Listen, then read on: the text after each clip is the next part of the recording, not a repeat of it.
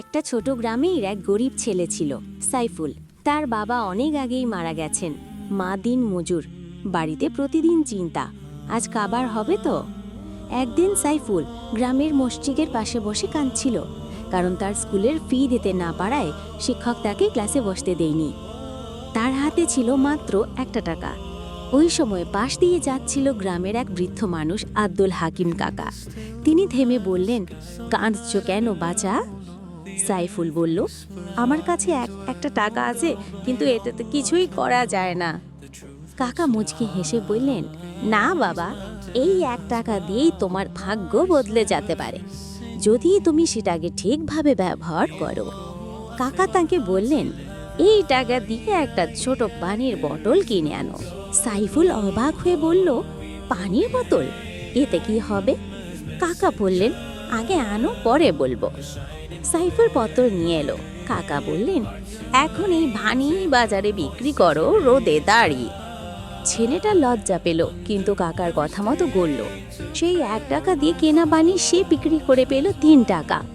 পরের দিন 3 টাকা নিয়ে 3 বোতল আনলো। 1 সপ্তাহ পর তার হাতে রইল 50 টাকা। কিছুদিন পর সাইফুলের একটা ছোট পানি স্টল খুলে গেল। মানুষ আসতো, এই ছেলে লুজি বড় ব্যবসায়ী হবে, কিন্তু সে হাসতো না, শুধু কাজ করত। একদিন এক লোক এলেন, শহরের বড় ব্যবসায়ী। তিনি সাইফুলের পরিশ্রম দেখে অবাক হয়ে বললেন, তুমি কি আমার দোকানে কাজ করবে? সাইফুল বলল, আমি কাজ করব, কিন্তু শিখতে চাই। লোকটি বললেন, তুমি যদি পরিশ্রম করো, একটি নিজের দোকান হবে তোমার। বছর ঘুরে গেল। সেই ছেলেটি এখন শহরের 1 নামকরা পানির সরবরাহ কোম্পানির মালিক। লোকেরা বলে, ওই সাইফুল 1 টাকায় নিজের ভাগ্য গড়েছে। কেউ জানে না সেই 1 টাকা শুধু কয়েন নয়, ওটা ছিল বিশ্বাস, ধৈর্য আর পরিশ্রমের প্রতীক। অনেকে ভাবে আমার হাতে কিছুই নেই, কিন্তু সত্য হলো, তুমি যা আছে তা নিয়ে শুরু করতে পারো।